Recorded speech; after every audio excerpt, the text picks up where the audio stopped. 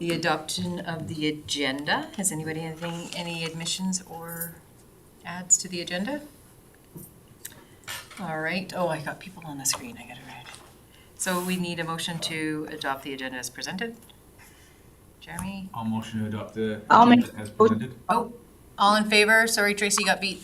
That's all right. Carried unanimously. I'm in favor. In favor? Arlene? I was assuming. Okay. And adoption of the minutes. Has everyone had a chance to go through the minutes? And is there any? I'll move as presented. Okay. Just give him a second to move. Sit down. There's a motion on the floor to adopt the minutes as presented. All in favor? 2 on the screen. Tracy, Arlene? Yes. Yep. Okay. Business arising, we'll move to number 4, policy 6201, post-secondary bursary update. Did you want to speak to that, Heather? I would. So if you all recall, a few months ago, Cheryl came to us with a request to start a new scholarship. We've been meeting, talking, discussing, and what was decided was to add to our existing bursary scholarship so that kids can still, they know that they can still qualify for that, but if they need special equipment, we have added that component. That's in 3. Nothing changed in the above ones, it's in the point 3, so you'll see it on page 10 of your package, where we talk about students with disabilities and how they can apply. The application's gonna be tweaked. We'll be working with Nikita, I think, on that one, when we're ready. Right now, it's just, there's a few decisions we have to make on this, and then it'll affect the application. I talked to the lawyers, finally heard back actually today, this morning. They said everything looks good, we're within the FOIP Act. The only thing they recommended is that we add a FOIP disclaimer on the application saying, this is the act, this is what we will do with your information. And then that, just to basically say, you're safe, you're covered, it won't be shared. So just a few, where's my questions? Sorry, any questions on that? No? Sorry, I don't have a question on the FOIP or adding. I just had a question about the possible costs there. Okay. Are you going to get into that? Well, there's a few questions I have. If you look at the RFD, like just a few options. So when we go through these kind of questions, we'll know what we could budget. Because some things are different. I did have that, where is the little piece? There it is. There's that schedule there. Yeah, that's just based on when I talked to Cheryl, just a few things that people might need. We can't really cover everything. This is just an example. Most of them would either need a special hearing aid or they might need an amplifier depending on the amount of their hearing loss. Some of them need a digital scribe, so somebody that could scribe their notes while they're sitting there. That averages, we looked into the Alberta fee, and it's about $150 a month, and you could pay, so I can't remember, depending on how long that semester is or how long their class is, it could be in there. There's certain apps that you can use for your tablet, they range from free, but if you want the quality and actually help, they range up to like $300 more for special apps for your laptop. So if I could just follow up with, if a applicant was successful in the post-secondary bursary, the first year they would receive $1,500. The second year they would receive $1,000. Is that right, or do I have those backwards? No, yeah, so the first year is $2,000, and then the second year is $1,000. Okay, But it's sorry. split into 500 each semester. Sure. And yeah, Okay, so what I'm wondering about is, I don't see anywhere in the addition to the policy where it says what a cap would be for the disability? it will be that's one of the questions we need to have answered here today. Okay. So if we want to cap it, so I'm kind of bouncing all over the place, sorry. So if we go back to your RFD in the middle there and it says options for us to discuss, would this be a subsidy or are you looking at full costs? So if somebody comes forward and they need a wheelchair, and the wheelchair is $2,000, would we look at saying we would pay for that whole wheelchair, or would we say 50% of the costs, or 25%? Would we just subsidize the cost? Also, for instance, a vision aid, somebody might have, the $5,000 is for these really cool glasses that bring everything up so that they can read, say, if there's notes on a board or if they're at a lecture. So would we cover a portion? So my thoughts are that we, upon receipt, we establish a limit, and to me, it shouldn't be more than the bursary. Bursary itself. So,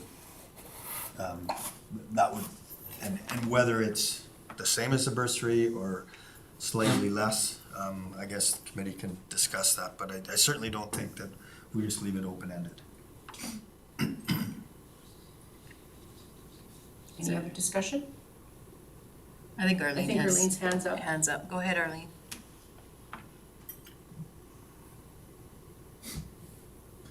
Yeah, hi. I would also just wanted to, if you're not already aware, most, if not all, post-secondary institutions offer extensive services for students with disabilities. So they're not all consistent, though, and sometimes people have a lot of challenges in terms of accessing those supports. But I do wonder if we couldn't just put in a statement, something to the effect that, they could apply or be eligible after they have explored or applied or tried to access supports at the post-secondary institution that they've applied for. And in addition to that, there's also quite a lot of different government funding programs that are available.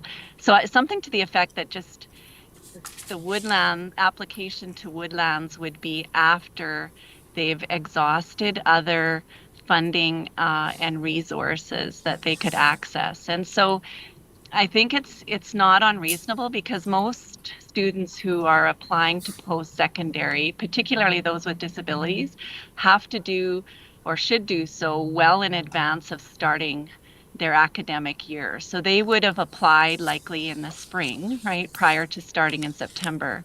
And they would, at that time, they would have been referred to the like disability services, for example, at the institution, and they would have had that consultation. So I think then that would allow them, like that timing works well with the application to Woodlands then, because they would have gotten a response back from the college. But Tina.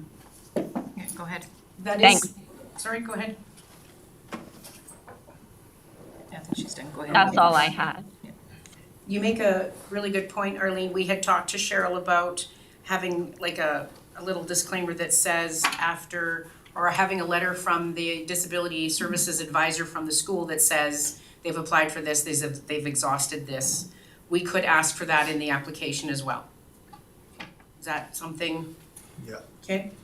Well, and I also think that, like, the purpose of the grant is to fill in gaps where there is some, right? So it's one of those things that if they should be looking elsewhere prior to, and then if there is some gap where they can't afford or they can't, then that's where this, right? That's a great point, Tina. Like perhaps within the language in the policy, we could use that term, that gap, Yeah. That's the purpose. And then I just want to come back to a number. So I'm going to throw out $1,000. Is that reasonable? That would be the limit? I think when you, sorry, Go ahead. when you look at these little items, just a select few, for some of them, it would cover it, and then others it would subsidize. So I think, I don't know, that's kind of my take, unless anybody has. Because we're not going to get a flood of applicants in this. No. Yeah. Do we have an idea of how many people in the Woodlands County area that would require this? Like, No, I did talk to Cheryl. There are a few. which is why she wanted to start the scholarship program in the first place, but there isn't a lot. She's looking at starting kind of a hearing center to help people, but I mean, this is outside of hearing impaired, there could be other students that are visually impaired or have other disabilities, so we really don't have an idea. So potential to be under subscribed anyway, really, most years, so. So that $1,000 cap, is that per applicant? Yeah, to me, that's what I had in my mind. Similar to an applicant gets $2,000. Oh, I think Tracy has her hand up. Go ahead, Tracy. Sorry, I just want to say that, Alan, I understand what you're saying, but I would like to see the same as what we're offering to the students. Good question. Go ahead. So, if you have a person with disabilities who's entering an apprenticeship, can they apply for both the apprenticeship and the disability bursary? Yes.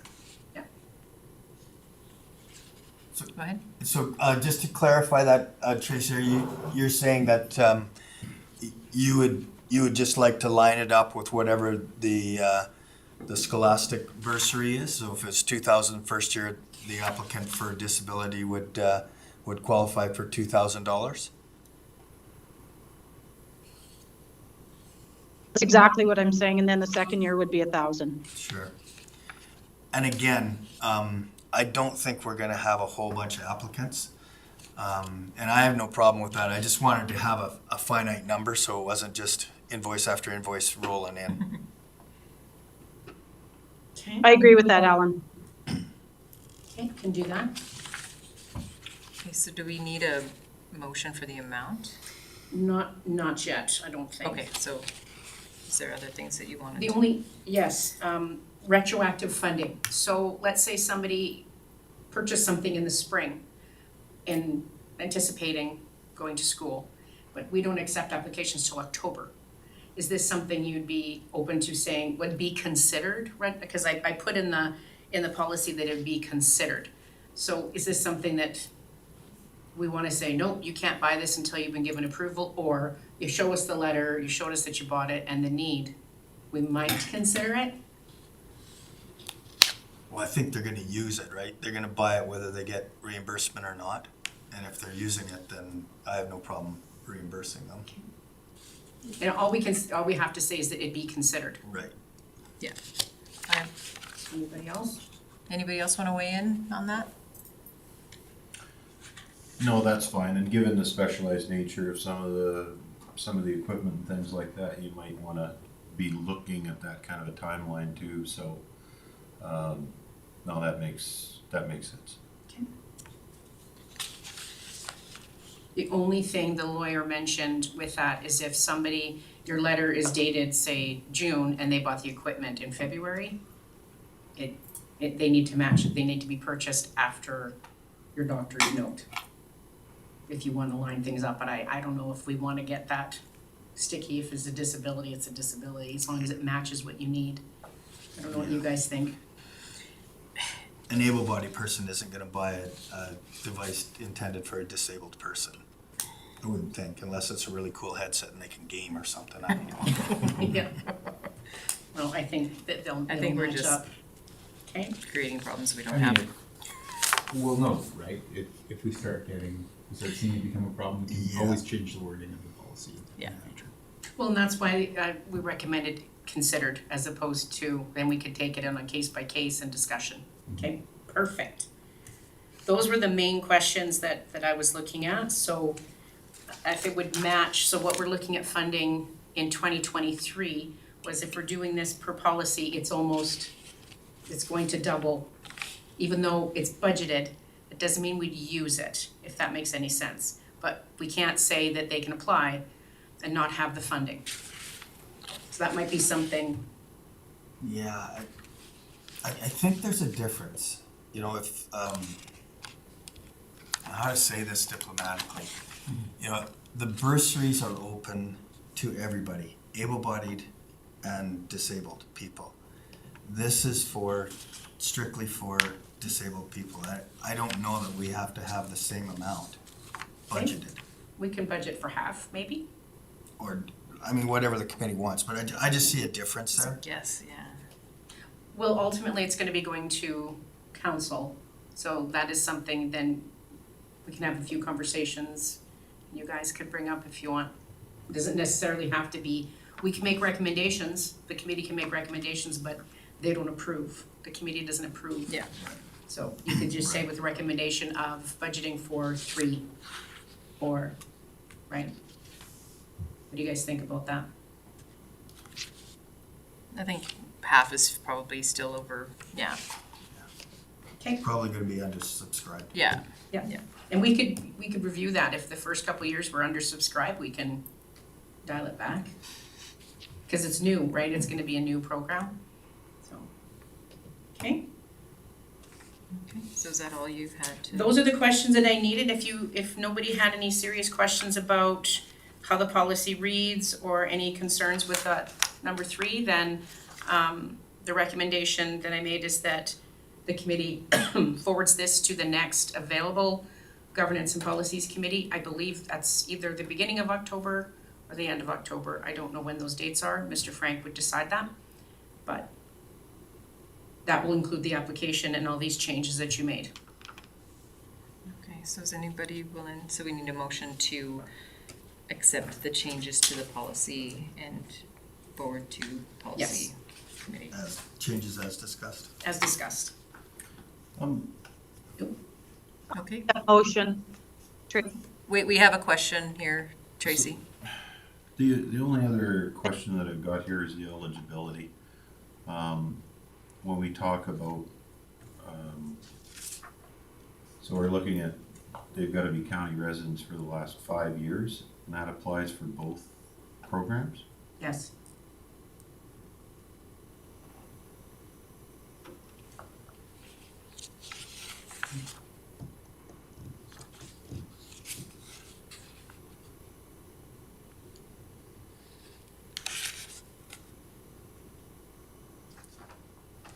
Is that too high?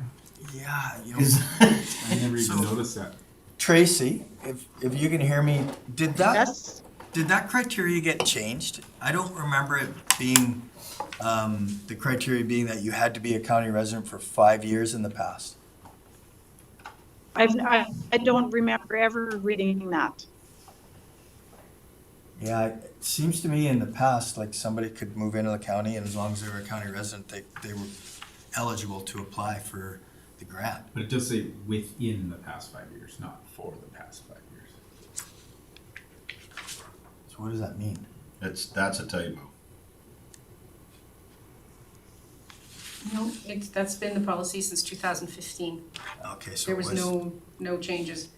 I think what they're saying is, you're right, that it's within the past 5 years, so that you have to have moved, like you can't move in under that, maybe. It's a weird one though. Yes, Within the so- past 5 We need- years. We need, either, regardless, we need to clean that up. Yeah, Because that's, if we're having questions about, if we're the ones writing the policy, basically, and we're having questions about it, then we've got a problem. well, this is the time to update it. Oh, yeah. Right, so if Does you that guys, mean if they've moved away yes. for 5 years, they can still apply for the bursary? Yes, that's exactly what that means. Parents or the applicant own property. So mom and dad own property and Johnny or Joe has moved out, lives somewhere else. I think that's what they were, I wasn't a part of this upgrade in 15, but I think what they were trying to avoid was that people, like you say, that have gone away and then they say they're living in the county, but they're not, but their parents do. I think that's what that was for, but this is what this is about, reviewing the policy. The only changes we made was for number 3, so if there's something else in here you want, we can change that. Could we not just say parents or the applicants or parents of the applicants must be current residents of Woodlands County? So I wouldn't agree with that, Jeremy, because I've always been an advocate for kids not to be in a hurry to decide their career. And I don't think there's any harm in people working for a few years before they go to post-secondary. And so if somebody lived their entire life in the county and then moved to Calgary and worked as a server and then decided, okay, I want to go to university now, they wouldn't fit that criteria. They're not a current resident. But But- within but 5 they're- years, it would be. Yeah, yeah. But you'd think their parents would be in most cases. But the applicant That's must what I have said. lived. The applicant or the applicant's parents are a Oh, current resident oh, of okay. Woodlands County. Yeah, parents So or the then- applicant. So either that the child or the parents are still living in Woodlands County. Yeah. Yeah, Or guardian, right? Because they might be raised by Right. grandparents or something like that. Parents, guardian, okay? Because then they're still part of our community. Like regardless if the kids have moved away, that family's still part of the community. for sure. Yeah. So just revise 2.2.2 to say parents or guardians of the applicant. It's a wording it uses the applicant or the parents / guardians of applicant must be current residents of Woodlands County. Applicant or parents, guardians of the applicant must be residents? Must be residents of Woodlands County. We're not dealing with minors in all these cases, so, like, you could be applying for this bursary at 26. Yeah, but you were raised here. Your parents are still here. What do you think? No, I'm trying to make sure we capture it right is all. Because the guardian thing, like anyone going to post-secondary, the guardian thing is out unless they're, Right. unless they're, special circumstances there, so. I'm just trying to get the wording properly, that's all. Yeah. I think though, if you think of it in that way, I mean, all we're looking for is that they still have familial ties to Woodlands County, right? But we don't want to open it up to like Aunts. any family member or a brother has lived here, because that doesn't mean that you've ever actually lived here, right? Yeah. If your parents are current residents or were current residents, then I think that at least implies at some point you were living here. I think. Has it ever been an issue? We had don't quote me on this, we had a apprenticeship applicant apply and they had moved away, but they were coming back here to work once they got to school. So that's the closest I can think of that somebody was like, but they were an adult when they went into the apprenticeship. Or you could say, you could just make it an adder, right? Like the applicant or parents, okay, this is gonna be very wordy, but applicant or parents / guardians of the applicant must be residents of Woodlands County or have been residents of Woodlands County within X amount of time. Maybe that's already what it's saying. I think think that- that's what it that says. is It's what it's saying. Yeah, okay. Yeah. Yeah. We're Now I big circle, we're understand. back to the same, Yeah. the starting point. Hey, you gotta have the discussion. See, because if I remember correctly, when I went away, I actually filed taxes in the area that I went to school and not where I was, From. parents were where I was from. So then it makes you ineligible for the thing, so that's the within portion of this, so that actually, now that we read it that way, makes sense. And 1.2.2 is the same as 2.2.2, just one's apprenticeship and the other one's, Yeah. yeah. Well, and then I think that the 5 years actually is a long time. Yeah. That, like you said, gives the kids time to Yeah. work and then, Well, and the reason that I was thinking of the 5, I was thinking you have to live in the county for 5 years before you're eligible to Yeah, apply. that's- That's the way I was initially Yeah. reading it, but what they're saying is that you could live in the county for a year, apply for the bursary, up to 4 years being out of the county. Is that, That's, yeah. that's you the could- way I'm reading it now? Yeah, or if you move away to the city for a few years, at least within that 5 years to come back to school, you're good. Right, and the idea is that we want people, getting the education and then bringing the skills and trades back. Yeah, So hopefully. hopefully. Yeah. Okay. So we're just gonna Sorry, leave it. So- I'm, Oh, no, that's okay. we kind of went full circle on that, but at least I understand how that's written Now now. we know When it we makes first sense. read it, it seemed clunky. It did seem clunky, yeah. And then after adding more words, I'm like, oh no, they already just. Yeah. Oh, that's what that means. Somebody's gotta be a taxpayer, that's all we know at this point. Okay, so just the changes that we suggested, talked about for the subsidy, okay? Okay, so we need a motion with all the changes As discussed, discussed. sending to the next governance and policies, available governance and policies committee. I know that Tracy was eager to do it. Tracy, you want that? Yeah, I'll still take it. Okay. All in favor? I'm in favor. Yes, in favor. Cheryl's gonna be tickled with that, awesome. Carried. New business, 5.1, community service project update. Okay, I'll spare you a little bit of my ramblings. Wanted to just give you a quick little update as we haven't met since June. Family Fun Day was great, thank you all for coming and just making an appearance. We had over 250 people. I did count the babies, not afraid to admit that. They count. Yeah, we didn't have as many vendors as we would have normally done in previous years. I think our COVID years were coming out of it. I've already got a couple of people that they wanted to be there. Alberta Wildfire was very disappointed that they had to go because of the fires that they had to go to, so the relay couldn't be done, but they're hoping, that's kind of our wild card, you never know in July. So we'll have a few more vendors next year. I'm not looking at upping the budget numbers for those, but just so you know, it was great. People loved Marshall, I tell you, the kids were just chasing after him. We got some great pictures. He's willing to come next year, we just don't know. He's got a few other ones, so we'll just see what's trending next year to bring it. Tracy made a good comment about the size of the ketchups for the kids, so we're gonna adjust that. Thank you for that, Tracy. Oh, Some of the kids struggled with those big ketchups. But it was overall really positive. Feedback was good on the staff side. I had 4 of the summer students come help, on all the counselors, and it was great, except our generator got stolen. They took the wacky waving inflatable arm flailing tube man off, left him on the side of the road, took our generator. So I had budget money to cover it, but still it was disappointing. Oh my god. Yeah. like it was on the highway and it got, Yeah.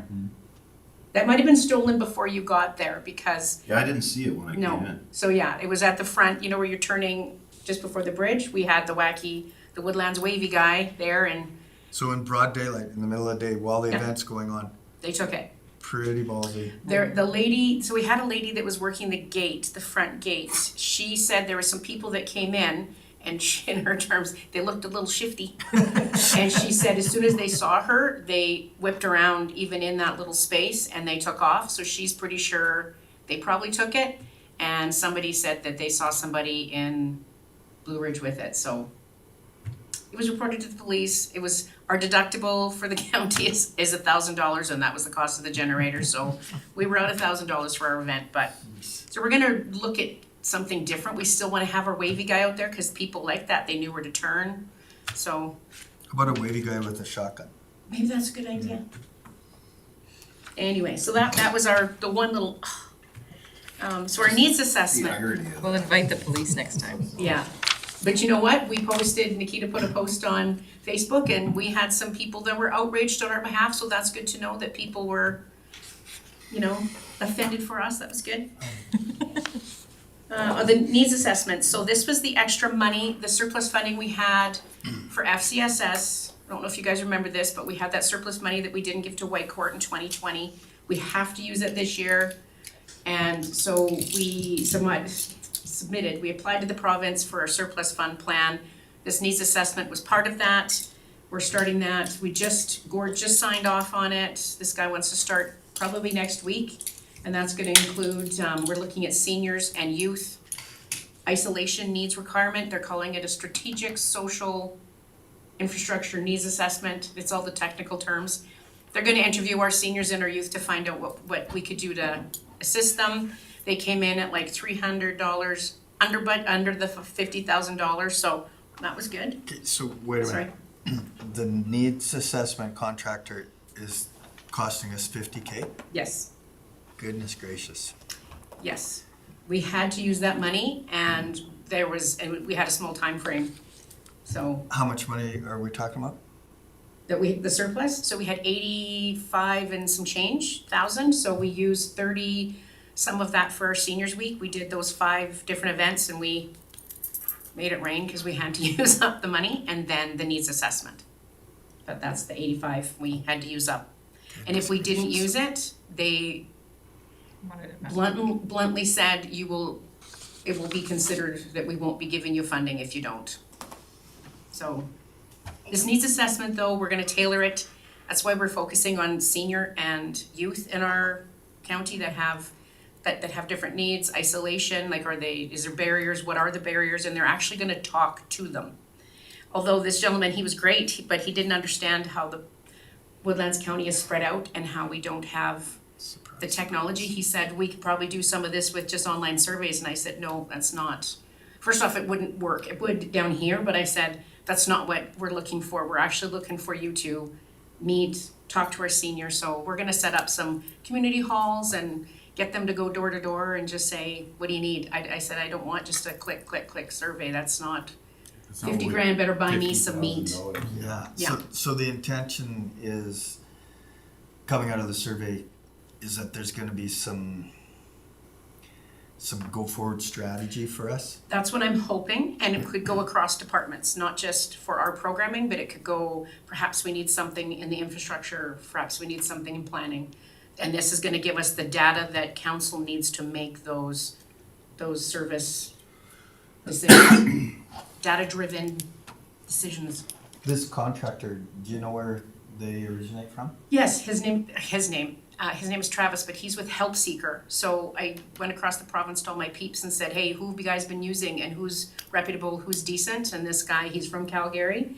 Him and his wife started this company and they just worked with Chestermere, Strathmore, and a bunch of other little smaller municipalities on needs assessments. And they said the data was easy to read, helpful, and was able to communicate to their council and stakeholders what they were looking for. So that was a tick for me.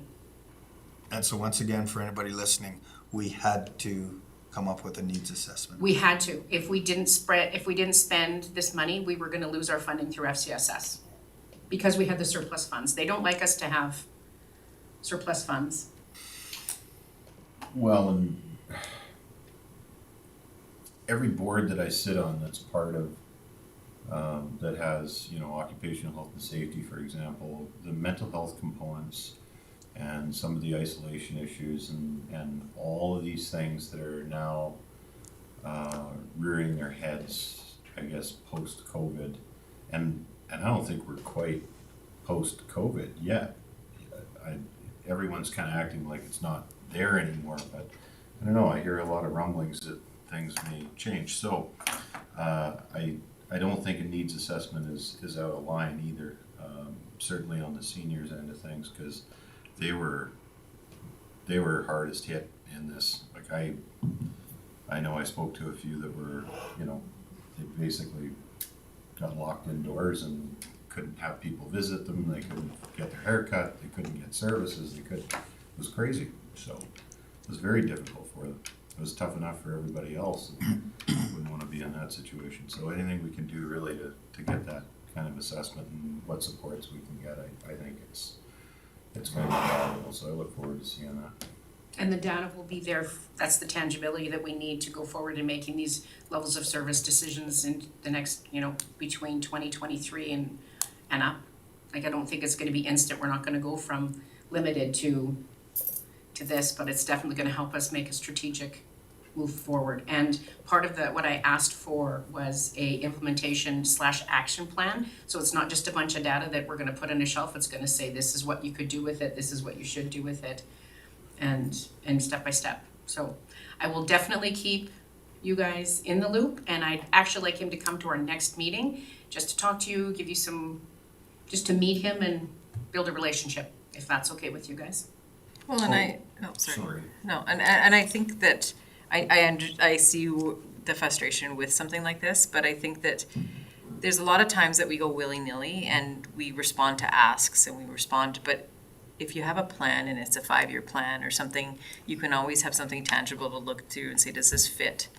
And then sometimes it can be an excuse for the asks to pause or to move forward quickly. And I think that we're looking through a lot of that stuff, even with the town right now, that we need a plan. And because if you're just responding to asks, it sometimes is a bit willy-nilly, so.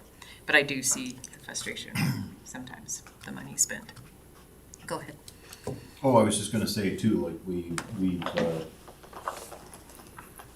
part of this senior support, we've got letters that are, letters of support that we'll be seeing at the next council meeting for things like nurse practitioner programs and some of this other stuff. So, that could dovetail into the FCSS end of things as well. And, yeah, there's lots of solutions out there. There's lots of problems to solve. Need direction sometimes. Yeah. Yeah. So moving on to programming, we had to cancel our fall ASL course strictly because we had low registration. We think we changed the date and we think that was a part in it. It went to Saturdays instead of during the week, so we had to cancel that. However, we're looking at going into the spring. We're gonna offer the class again during the week. Yoga classes and fitness classes. So I have a couple posters in here that we did. This is also based from, we partnered with her earlier this year to do some yoga, but out of our seniors lunches, we had some seniors ask for just light classes, something that they can do, especially up in the fort in Goose Lake. Just, they don't want anything, they don't want like aerobics or, as the one lady, she doesn't want any jazzercise. I said, no worries there. Anyway, so Linda agreed to do a couple of these classes. This Living Fit is just basically light aerobics, a few weights, and she's also doing the yoga. We found a little bit of money. Part of the problem was she's asked the Fort Ag Society for some rent subsidy. They're not able to. They're already struggling as well. So I know we do cost recovery most of this, but I was able to find a little bit of money that we didn't spend to cover the rent for this program to still happen, because we've had a lot of seniors in there, so the fee doesn't seem to affect it too much now that we've covered a little bit of a rent, and then we'll move forward. I've told them to apply for a grant. The Fort Ag Society can apply for a grant to cover some of this, and they want to host more events, but the problem is rent is pretty limited up there and people just don't have the money. And unfortunately, as I explained to the lady teaching this, there isn't a lot of grants or bursaries or anything out there for people to pay their rent. There is for programming, but not to pay for a facility, and that's the big gap, and that's across Canada. But anyway, we're quite proud of this. The seniors were happy. I had one lady send me an email and she's like, thank you. So this was a good thing. I'm excited to see how well she does in her class. Oh yeah, the Fort Assiniboine Friendship Club, they've rescheduled me again into October. I'm gonna go talk about our programming and this needs assessment we're gonna be doing. And they just wanna hear a little bit more about the county. I think they wanna build more of a relationship, and some of the seniors at the senior circle are new, and they're starting to come and meet again where they didn't meet through most of COVID. So I'm excited to touch base with them. And as I mentioned, we had some good suggestions for our seniors lunches. And this crib tournament, I'm getting some more requests. I had one gentleman that said, well, I told you in June I wanted a crib tournament. I'm like, yeah, you did. Anyway, so we want to make this happen. Post-secondary bursary, so the deadline is October 15th. We have sent it to the schools, we've got it in the newspapers, it's in the Express, and we've got it on our website. It says here it will be sent to the high schools. I did this before admin staff was in, they've got it. And the counselors are specifically going to be mentioning that. And the Woodlands program and brochure that we kind of tabled. I got a quote from K&C Graphics, just a rough estimate based on the amount that we want to print. So if we do a complete redesign to that magazine like we like St. Anne, we're going to be looking at about $700. We're going to be budgeting for that in 2023, and we want that. Nikita and I are on it, like January, we're gonna pounce on that. And so that'll be included there. and we're gonna be asking the local producers for donations and such this fall. See what we can do, gonna be something similar, you guys suggested like little donations or gift cards, something like a welcome, like remember the old welcome wagon? We'll have something like that.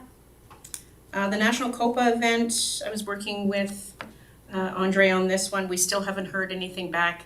I'm not holding my breath that we're gonna get it, to be honest with you, but we'll see, it was already in Alberta last year, so I don't know.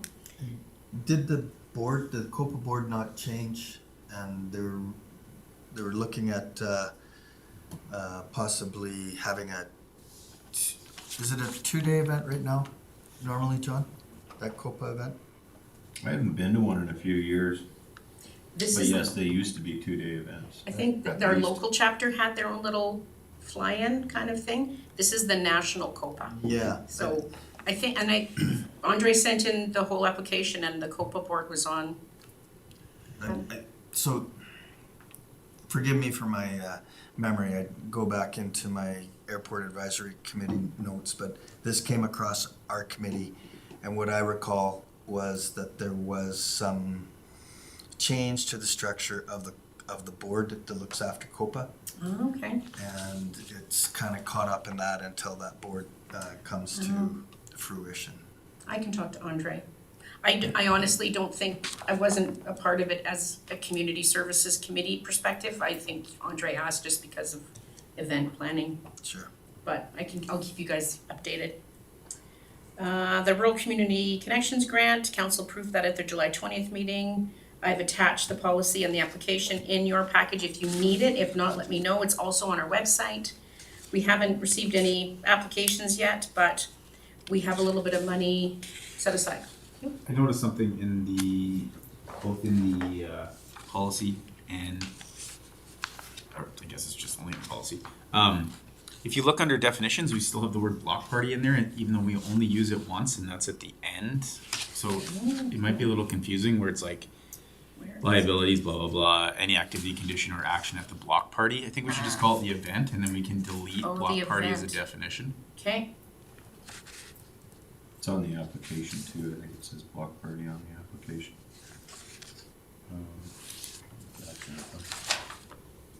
Oh yeah, it does. Yeah. Have the property owners who are impacted by hosting this block party been informed. okay. Good catch. Thank you for that. Just control effort. And you'll find that. Or control H. Yep, there's one at the bottom again too. Find and Okay. replace. Yes, Under I see neighbor those, support. okay. And in the policy, thank you very much. Do you know how many eyes looked at that? Like lots. But you probably looked at it too much is the I problem. think so, That is but not- that's that usually why we always share it. I'm gonna blame you, Nikita. No, I'm just teasing, I'm not See gonna it once blame you hit send. Oh, there's another block party too under purpose. Please provide an overview of the purpose of your block party. Okay, yeah. Okay, we will make those changes, thank you. Okay. I think that's it for my, that's it for my report. I'm gonna keep it kind of quiet. Okay, so do we have a motion to accept Heather's information for the community service projects? A motion. I can make that motion. Oh. Sorry. Let Arlene. Arlene or Doesn't Jeremy? matter to me, Arlene. okay? All in favor? Carried. 5.2, policy review CARE program. Okay, how are we doing on time for you? Oh, we're good. We're good. I have people now, so we can. Okay, good. So we had spoken about just doing policy reviews and we had talked about the CARE program when we had our little meet when we first started our committee. And so this is the first one I kind of tossed out here for you. We haven't had applications in, a while. 2019. Yeah. Yeah, it's been a while. And what I'm afraid of is, like, we mention it, but we haven't heavily pushed it. So we can definitely start doing that, if that's what we'd like to do. But is it still relevant? That's what I was kind of curious about. Are we still, does it need to happen? Yes. Yeah. Okay. There's kids out there that, COVID probably has a big part in yeah, you bet.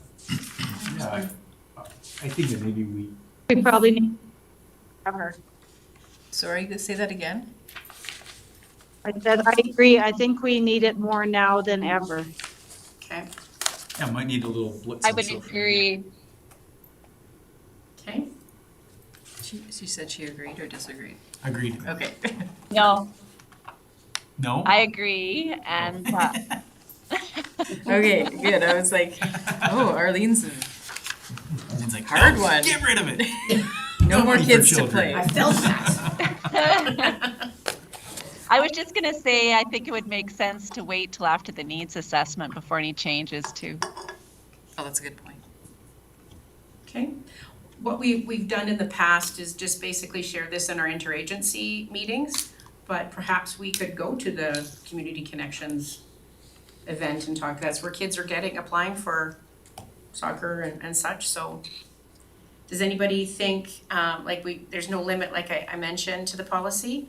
We budget about 1,000. Do we wanna keep that? Like I said, we haven't exceeded 1,000 since the beginning of 2008. I think you keep it at 1,000 until we see a need for more than that. Okay. And one thing you could do is with that community connections thing, essentially, I don't know if you have to have a booth, but necessarily maybe have somebody go and talk to the community groups and say, this is a grant that's available. Let your people know, because that's what we do in Taekwondo. I didn't know that this C.A.R.E thing was a thing until I saw this RFD for it. So that's what we do though, because parents come to us all the time and say, is there any way we can pay for this later, or a payment plan? And I say, okay, well, first let's do this. We've got Jumpstart, we've got Kids Sport, and now we've got Woodlands C.A.R.E. Let's go that route before we go look at doing a payment plan, because there is funding available for you if you need to do this. So I think maybe letting the community groups know that so that they can share that is probably the best way to do it for word of mouth. Can I ask where the name came from? Where the name? I just think that the name doesn't say what it really, like, I agree. I think that probably if I would have looked at this, it's hard to understand what it is, where it might need a name change to It get. seems religious. Well, and maybe the angel in there, I don't know, it just, It's not intuitive like Kids Sport. yeah, like kids can play, like Yeah. funding, it seems like it's a little, Yeah, this is exactly what we needed to talk about. This has been, well, Might like be you part said, of the- 2008. It started, it's sat there and it's gotten, like, as you can see, it's gotten a few here and there. But Cool. we haven't looked at it, so this is perfect. So you call it wood sport, woodlands sport. Wood Right, sport, okay. as in WOOD. could definitely come up with a Send back creative to me, I name don't that. like it. So since this is budgeted in 2022, we could go back, you guys could think about different names. We could definitely come back with a different name and change this application up a little bit. Like, this is a little trifold. We could definitely do that, and we could put it on the October agenda for sure. Unless you wanna spitball it tonight. It's up to you guys, but Well, I think what I'm hearing is we want it to be more intuitive. So we'd like probably youth or kids and activity or sport or something. Well, if I'm looking at this, there's a kid with a violin on there, but I don't see anything. Oh, it does say band, The art's in there too, right? Yeah. yeah. So it's not just sport, it's Right. Activities. it's a, yeah. I'm just trying to think of a word that, Yeah, like hobby or something. I know what you're yeah, saying. that pulls all that like extracurricular, whatever. I'd also like to find out where the gap is between Kids Sport, Jumpstart, like where is, like after that's done, is there, you probably know just through Taekwondo, Jeremy, what, What do you mean by gap? well, is there, like whatever Jumpstart doesn't cover Kids Sport, like, is there something else that maybe That's a good question. I don't know. As far as I know, Kids Sport and Jumpstart are very broad. Like, the application is if you put an application in, you're getting money from it. So Because it's undersubscribed most times as well. Yeah, It's hard yeah, to, exactly. like, and sometimes the barriers is financial information people don't want to provide and stuff like that. So And- maybe And there's, to be honest, I don't even think you have to provide anything. You just have to sign off and say that you are under this amount of income for a year. I don't know if that, because we've filled out applications for our parents before, and I've never had any supporting documentation for those applications. But that's a while back. I don't remember exactly the application we could talk process. to Faye through the town too, because I think she runs both programs and find out if there is some, just, Okay. my brain is, yeah, I can talk to her. It's fine. It's okay. I think you actually bring up a good point. There's no point in duplicating something and if there's funding out there that's available, there's no point in duplicating it. So, I mean, on those types of things, we could almost go to the point of, facilitating the other programs as well that are available. Not facilitating so much as, Enhancing. advertising them, like making sure that people are aware that it's not just our programs that are out there. So if you have kids that are in, here are your options. There's this. These are under Woodlands. These are under somebody else, and you can, all these supports are available. Yeah.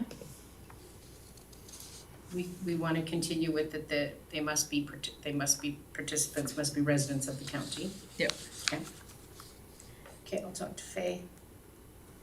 So am I hearing, Heather, that you're gonna bring back another RFD and it'll have a list of the various supports for kids? Yeah, and I'll see what those gaps are, as you guys mentioned. And, Jeremy thinks that the net is pretty broad, but maybe music lessons are not included in kids' sport or jumpstart.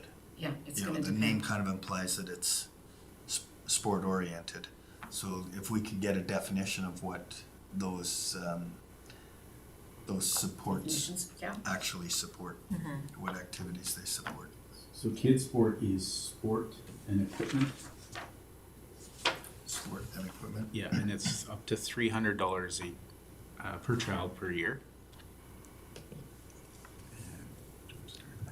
And Jumpstart some more. Is Jumpstart Canadian Tire? Yeah. Yeah.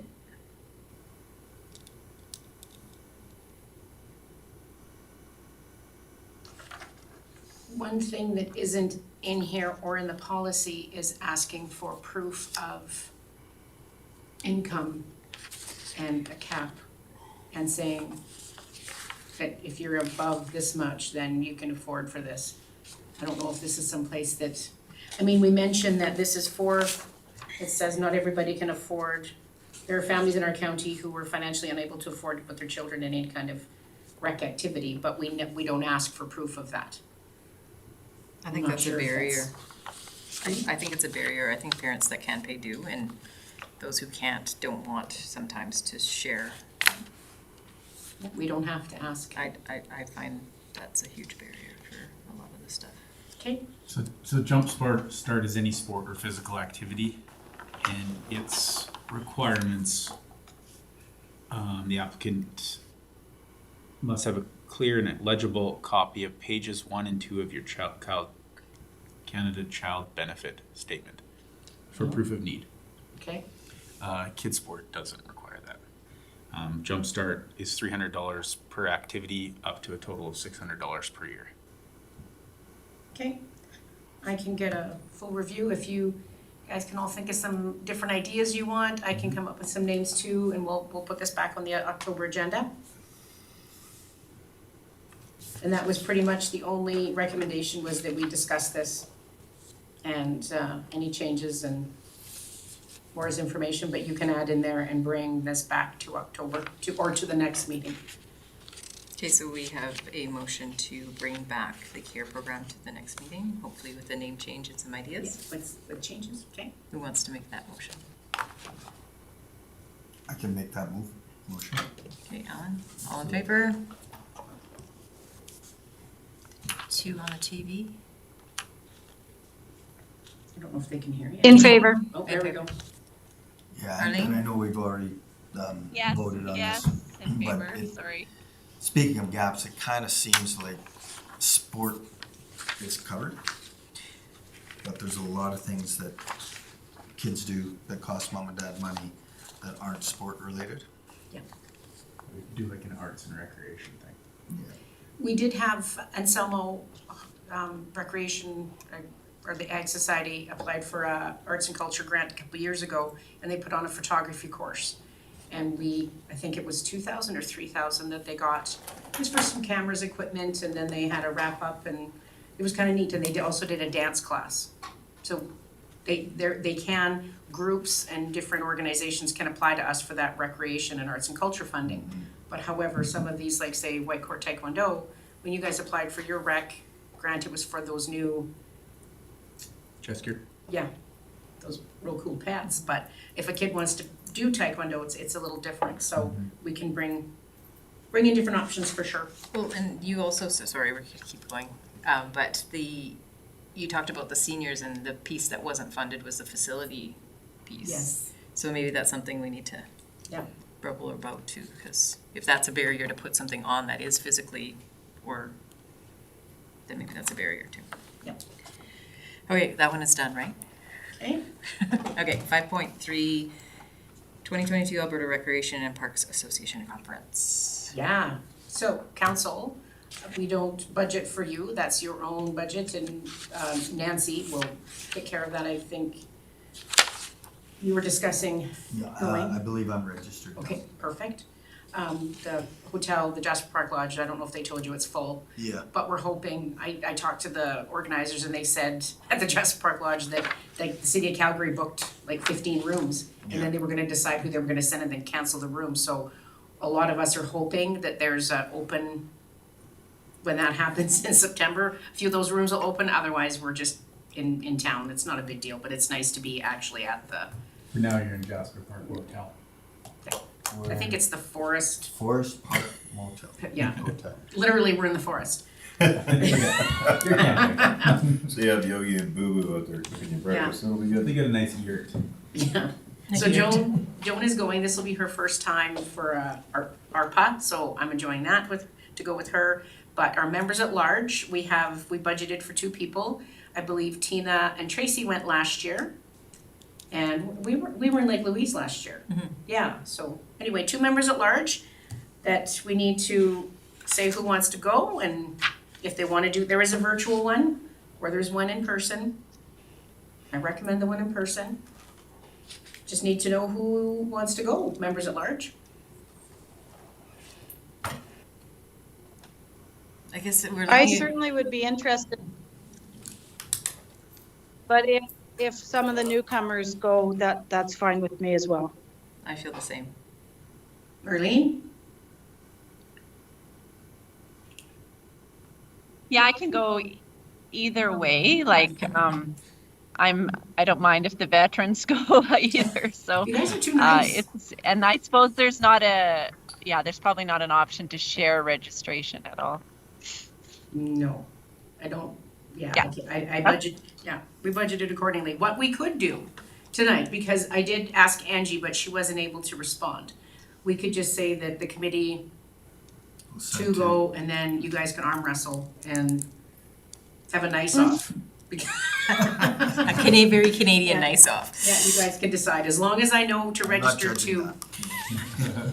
got rooms, I need people registered, so you guys, do you wanna just make that motion then, I can talk to Angie and you guys we'll have a little members at large conversation? Sure, I'll move that the Community Services Committee send 2 members at large to be determined Okay, all in favor? All right, thank you. to the ARPA. All in favor? Carried. Yes. In favor. All right, Awesome. the 5.4 budget 2023 discussion. I imagine, Heather, you're gonna lead that as well. Well, I can just tell you that, and you don't have numbers in front of you, this is very preliminary. This is, I do have some, I'm under budget, I can tell you that much. That's mainly because of Blue Ridge Family Fun Day even with my generator stolen.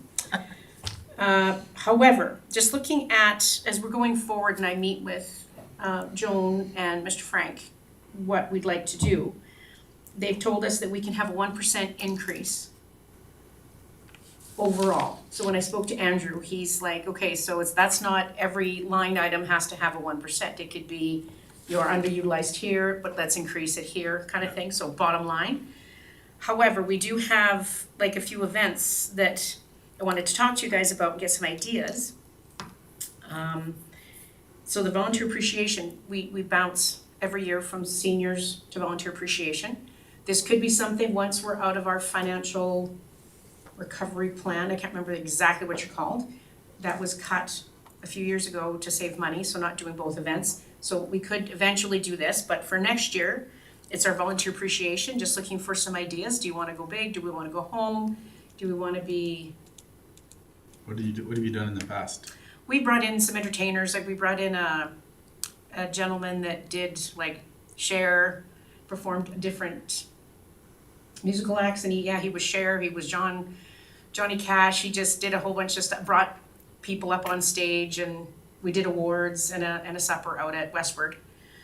So it's usually an entertainer. Who are this is volunteers in the community, or how does this work? So it's usually people are nominated for the awards, very similar to what we did during COVID when you could nominate. We still did the awards, just didn't have the party. And then we invite all the people from that organization. So we would have the Fort Friendship Club, we'd invite those volunteers. So, and then each group, like I think C.A.R.E brought 4 people or 5 people. So we usually limit, I think the most we had there was probably close to 200 people. That was a few years ago, pre-COVID, big party. Yeah. Yeah, so we just give some entertainment, have the awards. Jeremy can MC. Yeah. You need me to. DJ. Yeah. DJ. Be a DJ, just get in there, just like in Coachella. Yeah, so that's kind of what we do. We budget about 12,000. That's what we did for Seniors Week so that's just looking for some ideas. Doesn't have to be tonight. Ideas about Blue Ridge Family Fun Day. We want to increase our vendors. Do we want to do it differently? There's no power out there, so we kind of got to keep it, low key. Like no bouncy castles. That's not some place we can go. Should we have 2 generators for next year, just in case? Might have to. Or they won't even let me borrow one from infrastructure. That might be it. We have one with an electric fence around it. I like that. Self-generating. Yeah, Or an electric shock kind of. Yeah, There you I go. like that. that guy's just holding on to that generator for hours. Yeah. Ears are smoking. Yeah. Seniors Transportation Grant Review. So this is something that's been circling around for a few years. I can bring it up again. There was talk of putting an income limit on that and asking for proof of need as opposed to just, if you live in the county, you can apply for this. I don't know where council or the committee wants to go with that. It was just something that was thrown out there. Didn't we review this at an earlier meeting? The Seniors Transportation Grant? Yeah, didn't we talk about it? You talked about the tax rebate Yeah. here, and then it went to G&P. And then what you suggested, and that's coming back once Joan's back, is a senior's wallet. Yeah. But that would include this part of this program, That but would be part of it. we didn't actually talk about It if was we, the snowplow flags, maybe. that the seniors don't pay for snowplow flags, and that's what. yeah. It was just suggested, and I think partly because we were looking at where can we cut, and we give out about 30 grand a year for seniors transportation, so there was talk of if we say, well, do you need it? And it's See- not up to us to decide, right, so. The reality is that I think, and I don't wanna make the needs assessment a barrier, like you were talking about, the needs being a barrier, but I think somewhere along the line, we gotta destigmatize that idea that, we can do a little tiny bit of good for a lot of people, or we can do a lot of good for a targeted group of people that actually really need the help. Do you know what I mean? And in order for that to happen, we have to ask some of those hard questions. We have to destigmatize the process a little bit, and we have to get people to realize that, in this country, most of us are pretty well off. I wouldn't want to be in the situation where you've lived in your house all your life, you worked hard to build it, you lose a spouse, and you lose half the income, then you've got no access to transportation, you've got all these extra costs coming down on you, all the rest of it. And you have the same opportunity as somebody who's got 10 quarters of land and is the same age as you. I get it, but it would be nice to help the people that need it the most and do the most targeted good. But it's gonna be different. And it's gonna mean some difficult questions. So, I don't know how the rest of the group feels about it. But. Go ahead. Well, and I hear the concept that you're driving there, John. And, the idea of a seniors discount is non-discriminatory. It just applies to everybody. And we have a program like that. That's sort of the foundation behind the Greens snowflakes, which is a different situation than somebody that really needs the help to get to a doctor's appointment. Mm-hmm. That, doesn't have the means, and so they have to hire somebody, and it costs them money to do that. So it's a difficult conversation to have, but I do see the distinction that you're drawing for sure. Well, in the conversation at council, when we talked about because this all generated around the tax rebate program, and the tax rebate program was going to be something like $150 a year. Yeah. Which, honestly, whoop-de-doo. Like it's really not. Do you really want to help people, or do you want to? So anyway, all that kind of culminated together, and we said, well, let's kick it back down here and have a conversation about, all the seniors programs together and how do we help those that are in need. So maybe it does need to be split back into, some of them are a percentage off as part of the seniors program. You made it to age 65, congratulations. Yeah. Here's your 10% off, and the rest of the program gets split to some kind of a needs-based program. Because I remember I was a little older when I went to college, and I didn't bother applying for this student bursary because I didn't need it. I was funded, I'd saved up enough money. The guy that did apply for it and got it owned a lodge. It's $1 million lodge. And the guy got a bursary? Seriously? There were a lot of people there that could have used the money more, but there was no barrier for him to apply for that, so he got it. And I don't know, to me it just seems, I'd like to be able to do that, to be a bigger help to those that need it, than those tiny little bits of help to those that really don't, so. So how do we do it? I don't know. We can definitely discuss that when admin starts meeting for budget discussions. I can definitely bring that forward. When that tax rebate comes back, I'm not sure which GNP. I know it's in October. I'm not sure which one it's coming to you from. Joan gets back Monday after being gone. So we can definitely bring it up. Yeah, was I sad? Like we're rehiring her again or something? Yeah, well, she's been gone for 2 months. I know. It's been very hard. But we can definitely bring it up to discuss that, because the tax rebate is quite different. Like, the only seniors programming that we really do is this seniors transportation grant, which is covering their mileage and the snowflakes. There isn't a lot of other seniors programming that we do, so we can definitely bring that back when we discuss at GNP. We can say, do we want to review this and put a component in there to say you have to produce your T4s and be under this amount, then you're helping the people that need it? It's hard to say. Or we could wait and see what our needs assessment says about seniors. So what are all the seniors programs that, like, we don't have a tax rebate yet, but Nope. but we might. Yeah. And then the snowplow flags is it they get 3 free, or is it Yeah. all free? No, 3 free. 3 free. The rest they have to buy. Okay. And then you said the seniors transportation grant. So the transportation grant is actually the flags and the kilometers. That's all one policy. It's not separate.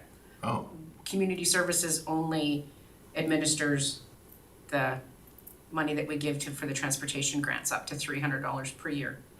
So the total between the two is like less than $500. yeah. So I think for us to buy a snow flag's about $50, right? 55 or something like that. I should know, think but I don't. know, but I can find out. We have a So- tractor. And not everybody maxes out. A majority do, I'll be honest with you. A lot of people actually exceed their kilometers. So we have new people that just dropped off their applications that are new to the program, and they have exceeded, Mhm. but they only get 300. So there's a lot of that, but that's the only seniors programs that we have with the county. Okay. So we can definitely say, we can review that. We'd still budget probably in 2023, that same amount, and we could review it in the year and see where we're at. Does any of this tie in with our needs assessment? It might, the needs assessment is focusing on seniors isolation, but that could be, transportation could be a barrier, Transportation's a huge right, area. to do that, so we could wait until we get that back. Mhm. But Gord was gonna want numbers for the end of December, and we probably won't get those results till January. Mhm. That being said, we can budget for 2023 and change that moving forward, right? I'm just trying to make sure that as we have these studies going on, that we're asking the right questions. Yes. And looking for the data is all. It'd be lousy to have these complete and go, oh, we should have asked about that while we were doing the study. Yes, and he's looking at, because he's done a few of these in our province and specifically in rural municipalities, so he's gonna be getting me a list of what, he asked, what do we want, and then he'll come up with those questions, him and his wife. I've only dealt with him so far, but it's him and his wife, so. Yep. Yeah. Okay. But, I mean, that was just something I brought up for budget to say, okay, is this something that we eventually wanna talk about? You know? And then ultimately, programming. So right now, we've been doing a total cost recovery, like we really don't offer any programming because we had no money. Where previously we would subsidize rent, because that's the problem. We'd rent the facility, I'd work with the facilitator to pay them their amount, and then we'd subsidize that, so we didn't have to charge a full amount. And is this something that I could probably be really creative and get some stuff done, like we did with the yoga lady? We found a small amount of rent for her, something that we can look at subsidizing as opposed to saying, no, total cost recovery. So what we do then, for instance, with ASL, Cheryl told me this is what it was gonna cost me per student to deliver this.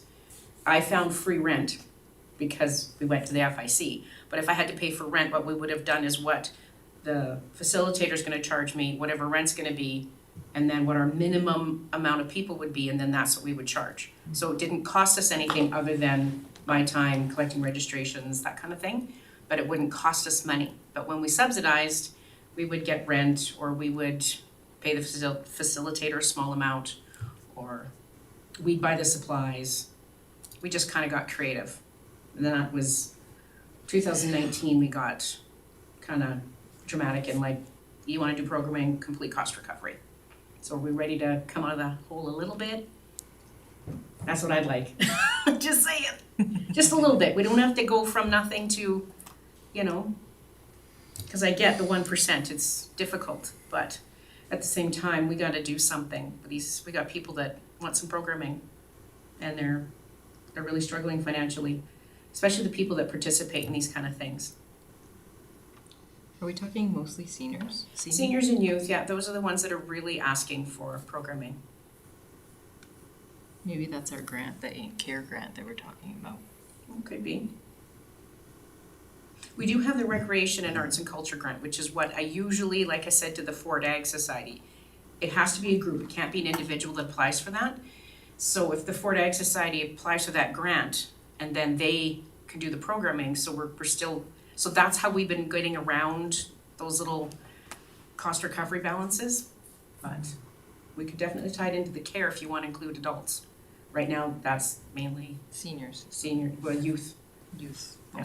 So you're you're asking us to consider changing that from total cost recovery to, To a small subsidy. yeah. It's the 1% to put most of And it. Yes. I guess, I'm a real visual learner, and if I had an example, so, what this costs to put on, what you're looking at Okay? for us, so could that be prepared for our next meeting? That was the plan. This was just initial discussion before, if I went and did that, and then you guys were like, whoa, right? So just to give you the conversation, to have this, to say, you know what, yeah, we wanna do some more programming, and we wanna look at, seniors transportation.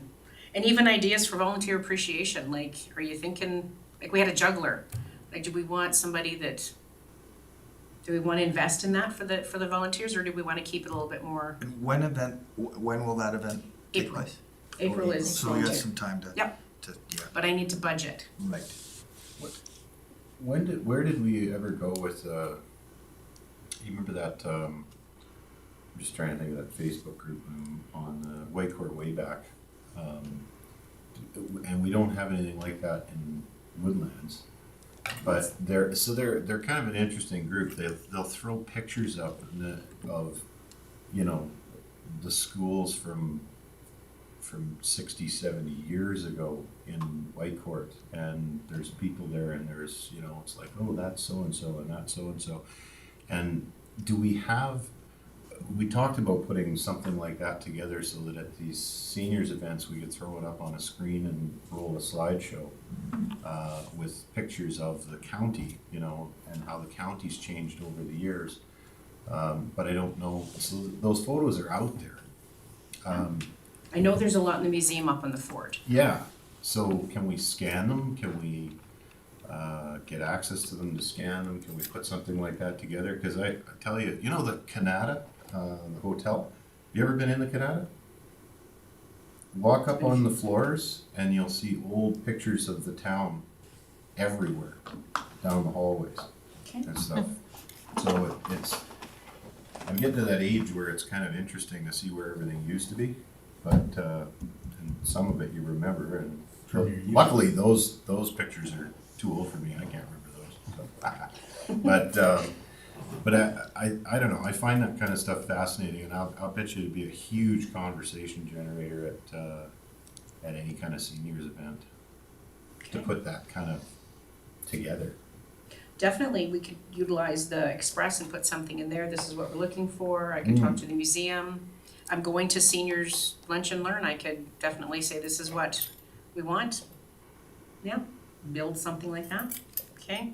Play at events. What other you suggested? Photos, donations, the stories as well. You wanted the stories.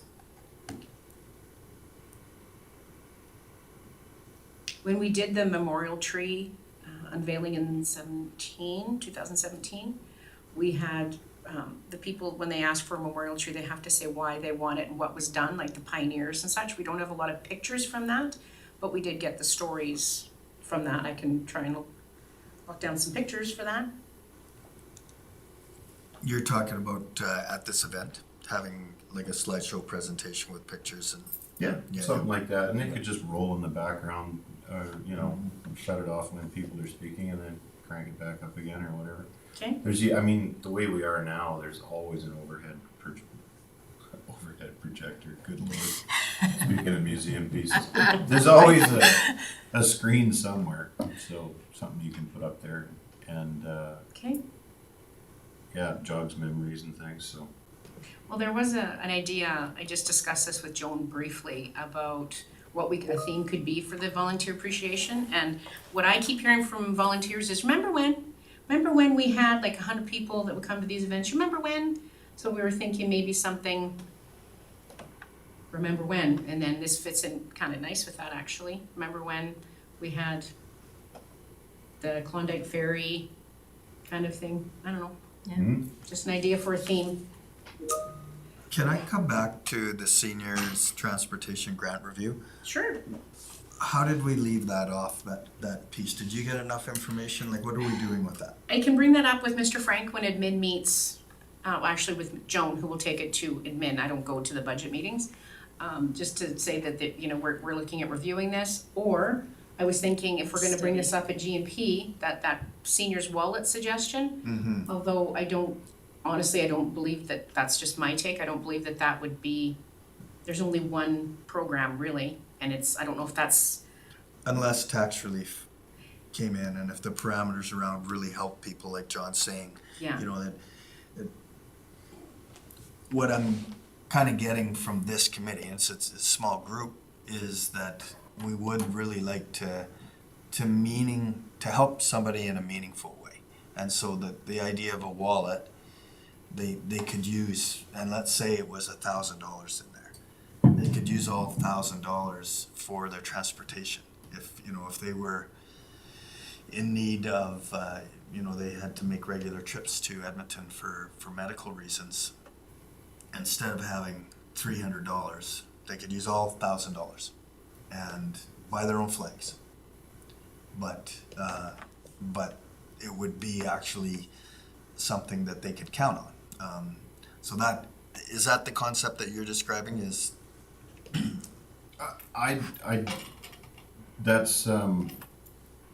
that's kind of a method, I guess, of delivering what I'm talking about. Sure. Yeah. Yeah. I don't know quite what it looks like. Like I said, the seniors tax relief on houses and things.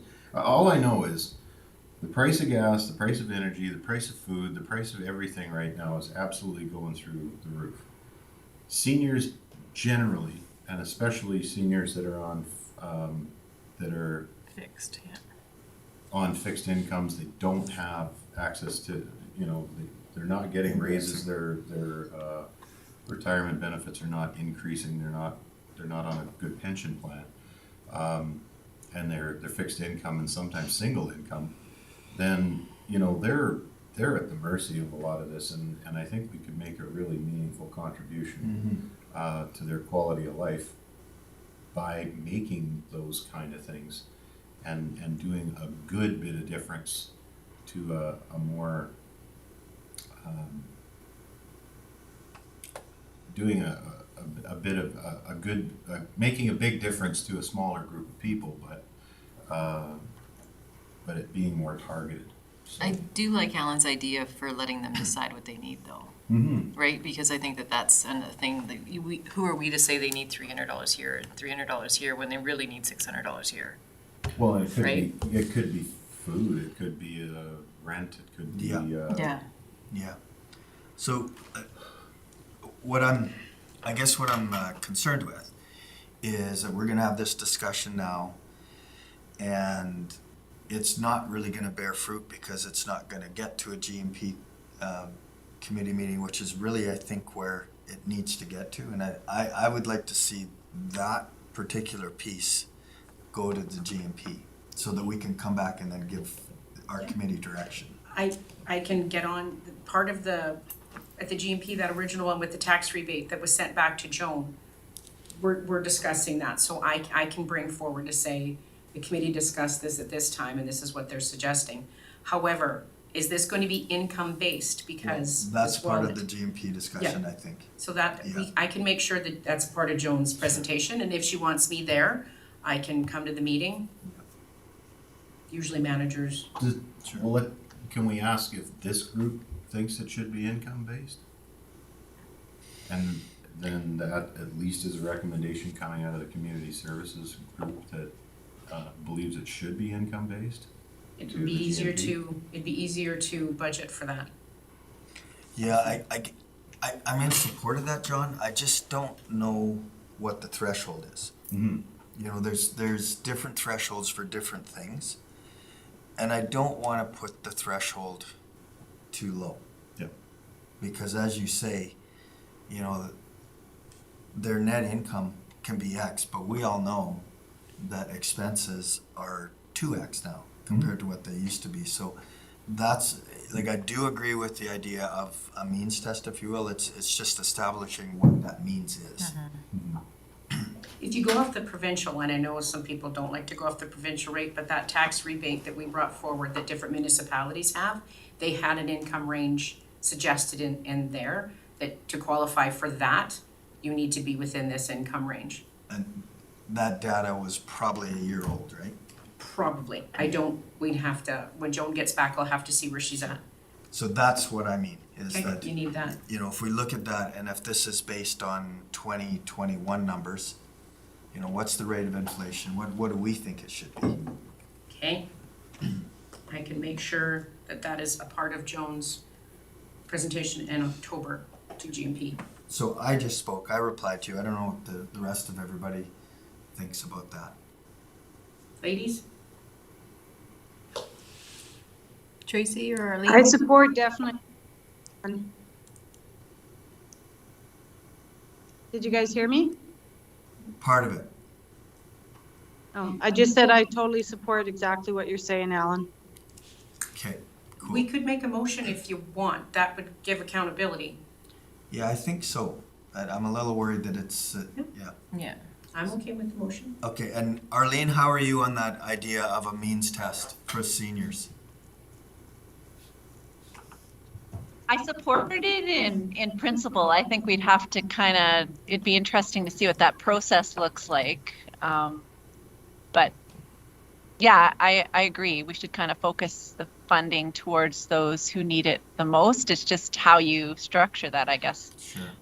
in a very transparent and equitable way, especially given that it would be a pretty significant change for people. So, but I do appreciate, in terms of the rationale, it makes sense. So a motion to direct administration to include a means test for an overall seniors benefit? Does that work? Yeah, and that's kind of what GNP put to Joan. Different word, but same thing, so that we definitely have the support of the committee up to that. So means test Okay. for seniors. So we have that motion on the floor. Seniors wallet, was So- that? I said benefit wallet, Benefit whatever you wallet. want to. Okay, seniors benefit. And a significant benefit, like a significant, I don't know how to say it. Meaningful You know what I mean? Yeah. Meaningful is a good word, sure. Yeah, Seniors meaningful benefit package? No? We could just say Just, benefit. yeah, I think that's enough. It's gonna get tweaked. Okay, and that'll be, with the GMP with Jones, okay. Got it. Okay, all in favor? I'm in favor. Yes, in favor. Okay, carried unanimously. Okay.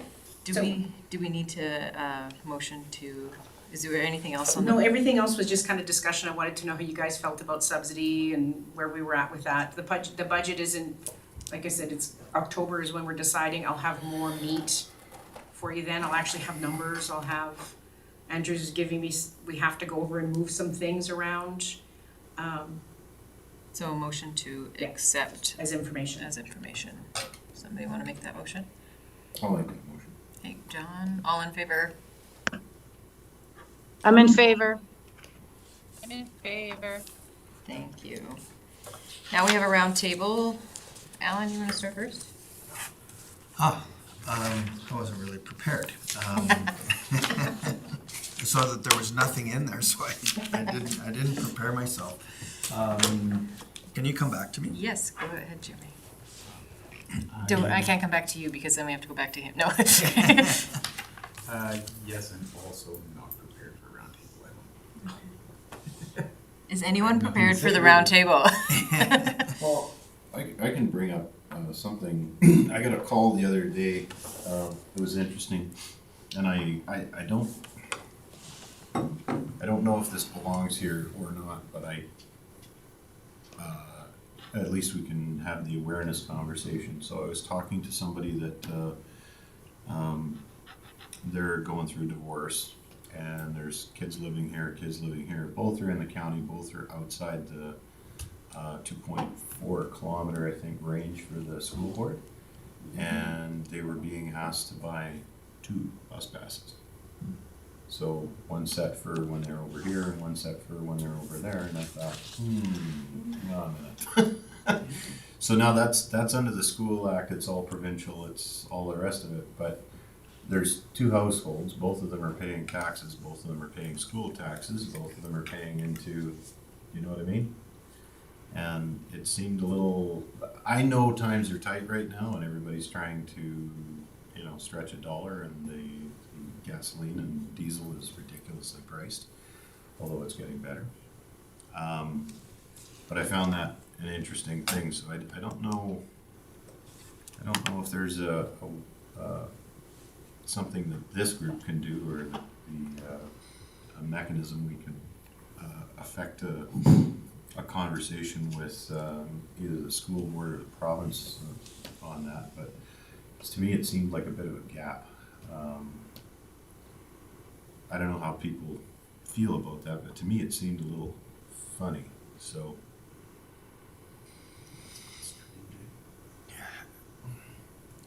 So in terms of jurisdiction, it's probably outside our jurisdiction. Oh yeah, completely. Yeah. Oh yeah. You're just looking for an opinion, like. Well, I'm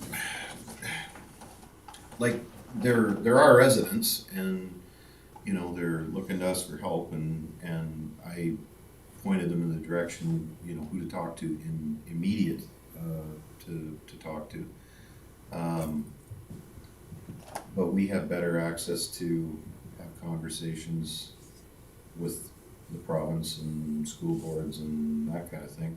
I'm just curious what the thoughts are around that, because it wasn't something I'd even. This is the interesting thing about this job. You get a phone call. It's like, I never even would have thought of that. Well, I guess my take on that specific situation is that what you're concerned with is bus capacity, I would think.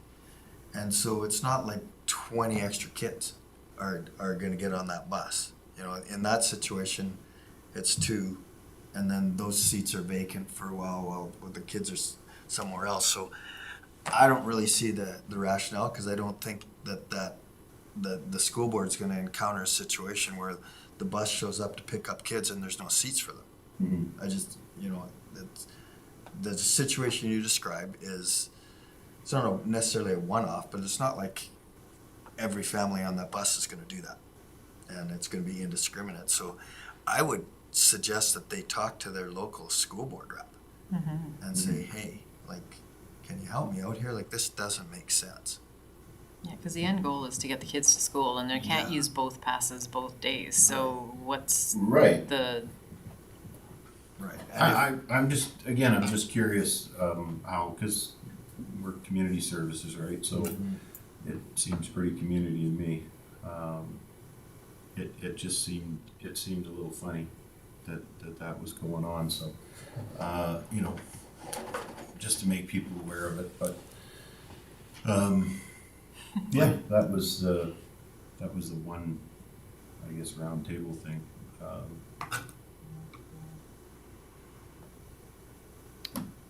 We'll go to the TV, the television. Tracy, do you have anything to share for a roundtable? I don't really have anything to share, but I do want to thank Heather for all her hard work on that Family Fun Day, because, it was a great time, everybody that attended, and thank you again, Heather. Oh, thanks, Tracy.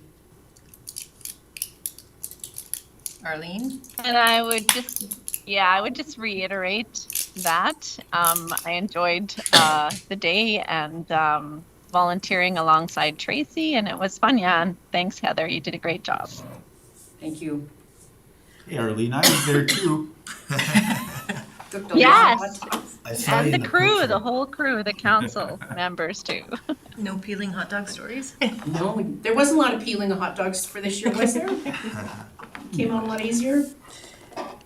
I do have one thing. Okay, we're gonna loop back around. Okay. So I live adjacent to the tubing put-in site, and I just want to say that it's well used. For the most part, the patrons respect it. It's every Monday morning the crew goes out there and cleans up, but there's not a lot of issues. I did see one family. It was on the long weekend. This past long weekend, they actually camped overnight, and I know they're not supposed to. And I kind of drove by and went, "Yeah, just, you know, if they're still there in 2 nights, I'll maybe check, but, yeah, that, the river is so low. But it's been well used. We had weather-wise, we had a marvelous, August, and my wife and I went paddleboarding down the river, so, you know, it was, going through the rapids, standing on a paddleboard there's a little bit of fear there, so. Yeah. Were you But wearing a yeah, helmet? Pardon? I said, did you have on a helmet? No, but I did drop to my knees at one point, because it was like I'm not dropping in 8 inches of water here. So yeah, kudos to the staff, and by extension, community services for that. I can mention that to Mark, he works pretty hard. Yeah, I see him, I stop and often chat with him, he's a good dude. I guess a question, I guess that's part of the roundtable too. I think it's called the West End Bus. Is there much? Do we do any funding for West End Bus, or is there much interplay between Woodlands County and West End Bus? I don't really know. We give 25,000 a year. Oh, we do. Okay. Yeah, so it's between Lac St. Anne, Town of Marethorpe, and ourselves. Okay. Yeah, and 25 a year, and then we have access to it. A lot of our, like, you have to call and book it, and they do trips, and our residents can take part in it. And so, have we polled the residents at all with regards to the use of the West End Bus, and if it's a good service, like it's providing the service to them that they say they're providing? I don't think we have, but it's not a bad idea. Just Don't get a lot of complaints, right? No. No, yeah, I People that hadn't heard of the utilize it. service until, so I'm on the Lac St. Anne Foundation board, and Right. that's the first time I'd heard of it as well, and I was like, oh, I wonder if we fund this, but I just never noticed if we had or seen a line item for it, so Yeah. that just came up into my head now to ask about that, so. So sorry? I think we gave them an extra 5 or something for purchase of a new machine too, didn't we? That I'm not sure, it's a different budget from what I understand, Yeah. but we might have. They had we give 25, Marethorpe gives 25, Lac St. Anne is 50. They look after all the equipment, the buses, they pay the staff, they plan the events, that kind of thing, so Okay. we can definitely put a poll in the Express and say, hey, do you utilize this, or? I know there was a group of ladies that were taking the bus, booking it and coming to the Miller Center. There was a few seniors from the fort who did that. Our head. Yeah. Other than that, I have nothing else. Do you want me to ask? I can talk to Gord and see about a poll? Let's put a pin in it for now. I'll think Okay. about it. Well, can that not be part of that, Needs assessment. consultant? We could ask them about that. Yeah. What he did say, just so you know, is we want to, when you're doing a needs assessment to find out what barriers they're having, you can say, do you utilize this, do you know about this, but it's mainly to find out, what do you need? So what are your barriers, what do you wanna see, as opposed to, well, don't you take advantage of this, or we have that, you don't wanna, he said plant a seed. Then you're actually getting more meat in the sandwich. Well, he didn't say Okay. sandwich, that was my word, sorry, sandwich. I sometimes forget, not everybody's like my grandchildren. And so we can definitely mention that to ask about those services. I was gonna mention it at the Lunch and Learn, so I can definitely ask them at the Lunch and Learn. That's the biggest group of seniors that we have. That's what you know about it. Yeah, I can ask that. Okay. You're thinking, I can see the smoke. No, I'm just thinking about a communication strategy, you know, because even on council, we're members of parts of different group, and I'm familiar with West End Bus because I've been here a while, but had I not been here a while, I wouldn't have known about West End Bus. But I'm just trying to think, is there a recommendation that we need to make to try and put all this stuff together for seniors and programs, and how is this communicated? How do we advertise this stuff? How do we get this out and available and subscribed and used, and so people can make use of it? You know, like our I can't remember what we call it now, the block party thing, you know, it didn't get used. I know there's tons of people that would probably use it. Half the people don't know about it, you know. why do we have these best kept secrets in Woodlands County and the town as well? I mean, I know they have trouble getting information out. So how do we do it? I think part of that is going to be, from what Corinne has mentioned, a part of the overall communication strategy, like how are we communicating? Because right now, we all kind of do our own thing, like community services. I work with Nikita and prior to that, Corinne, to say, okay, I got this event going on, I need it here, I need it here, I need it here. And I think that that's one of the things that they're working on as a group, is to have that communication strategy so that as a county, the synergy is there. So I'm sure that's gonna be discussed at council. I don't mean to speak for communications, sorry, Nikita, but that's kind of where we're going, right? Okay, I'm getting a nod, so. Okay. But I think that's, and you're right, especially during the Express, using the Express, we don't pay for advertising and we can provide some content, but are we utilizing enough for some of our programs? West End Bus, the owners of that bus actually do a lot of the advertising and the bookings and everything. We just kind of share, when they plan an event, we share it, but we don't really broadcast the West End Bus that much. I wonder if, to add on to that, on that vein, I wonder if we could have a discussion with them on their usage rates with Woodlands County residents. So is it, if we're trying to recreate or enhance seniors' services, is that something that we can invest in more to make it a better service for the seniors' residents? I can ask them for some user rates for sure. Okay. Are we even using it? I mean, I don't want to pull funding from it, but it's just like, should we be utilizing it more if it's for the amount of money that we're putting into it? Can we find a way to better utilize it to make it a better service? Okay.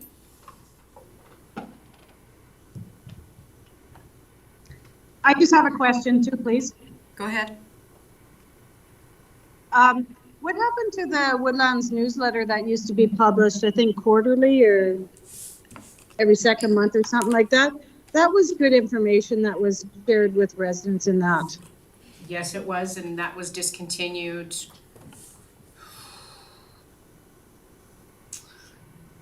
I can't remember exactly when. Economic Development was doing it, and then it was discontinued. I'm not sure. I can't answer as to why, Tracy. I just know it was discontinued. There was talk of the Express being our quotations newsletter, but I can find out if you'd like. But I know it was discontinued several years ago. Thank you. You want me to find out?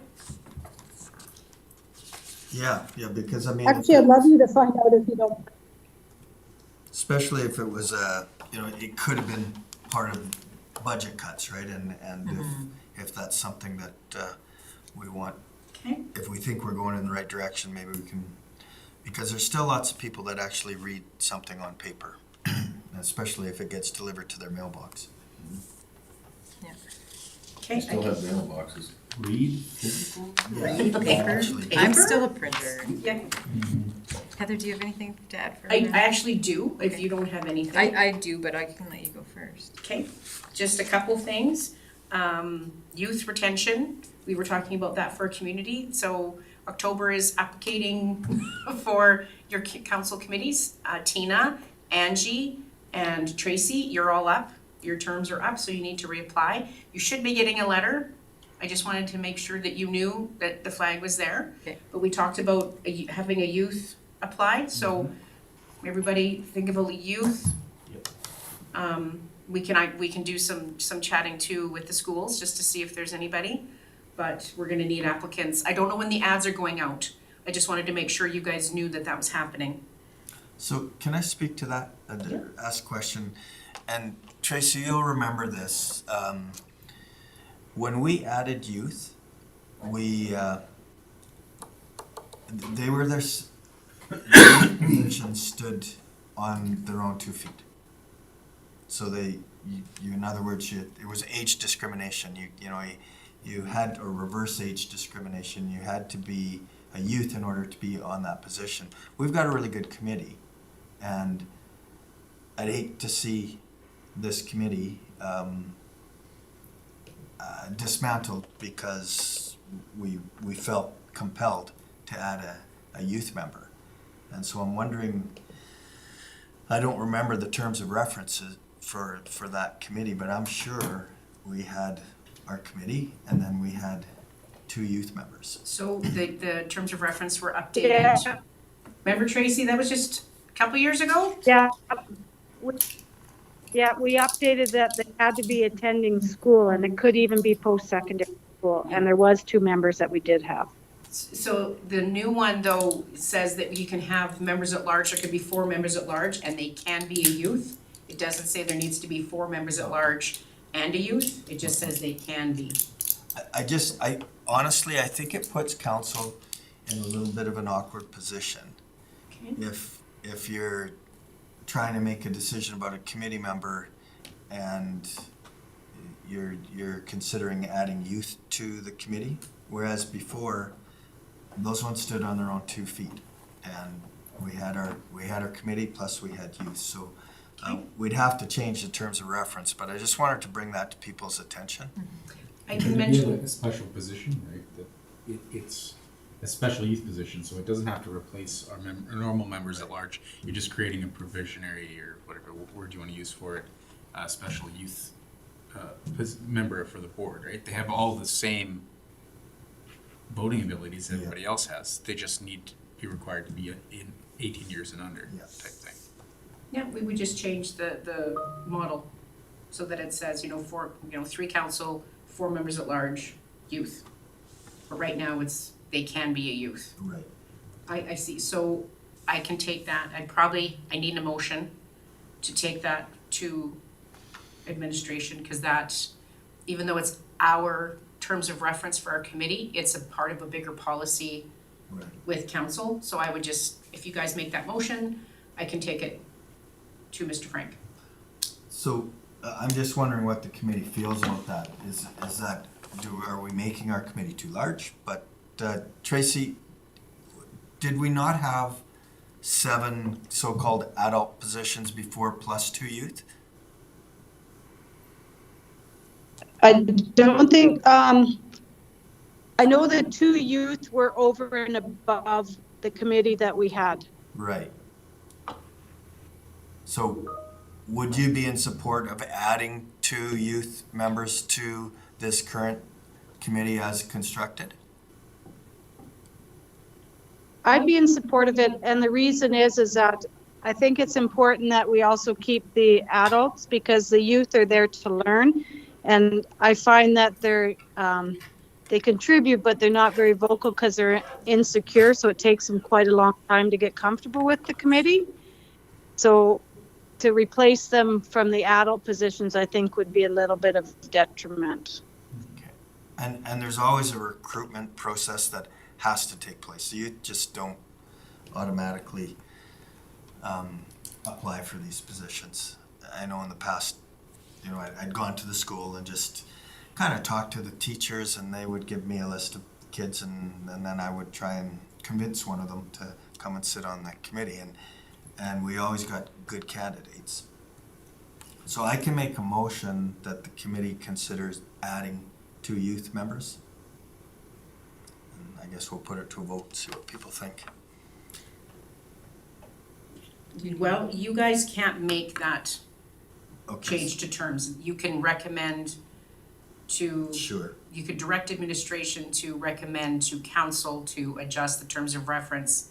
I can't remember the policy that it's attached to. It's council committees or something in there, but then, yeah, council, even though, like I said, even though it's the community services terms of reference, we don't have the authority to change that. It's council policy. Sure. So if you can just Make rework it that worded. motion into. To change the terms to include 2 youth Yeah. Special youth on position. top, I won't say on top of, but for my own notes, on top of members at large. Doesn't sound right, we all know what I'm saying here. Okay, there's a motion on the floor, all in favor? I'm in favor. Okay, Yes, I'm in favor. Carries. And just just letting you know, I might lose my connection here, but I think we're just about done. yeah, we are, just Tina and then. Okay. the last- Hopefully not. Is So Arlene, if council does decide to make that change to this committee and add those 2 youth members, we'd be counting on you to do some recruiting in your area as well. Sure. That sounds really good. Okay, awesome. Okay, do you have anything else? I would speak at the next meeting one, so that's okay, you can go ahead. Okay, so I just have one little thing to mention, and it's kind of where my 2 jobs collide with the Capture program that I know council has heard about. And I would somehow like to get the word out in Woodlands County, because it is something that the RCMP detachment, when it comes to the town and the county, it's a program that is for both. And anybody that has a camera that wants to register it on our website, we know they have cameras, we can actually access them if something has gone wrong in their community. Anyways, I think that most of you guys know about it, but I want the community to we're starting to use it in Whitecourt. And we have companies that have also logged in, like Pembina Pipelines, like people are starting to want to upload their data to us quickly. So it's being utilized, and I just want to make sure that the community of Woodlands realizes that it's actually their program too. Sure. Do you have Nikita's email? Yeah. Okay, email everything to Nikita. Okay. Sorry, that's okay, right? Okay, I better check with Nikita. for my- Just to get the word out there to the community. Yeah, So I think that's the only thing I have. that's a great program. It's working. Yeah, It's glad. working. Do you need a motion to accept or untable this information? Yes, So moved.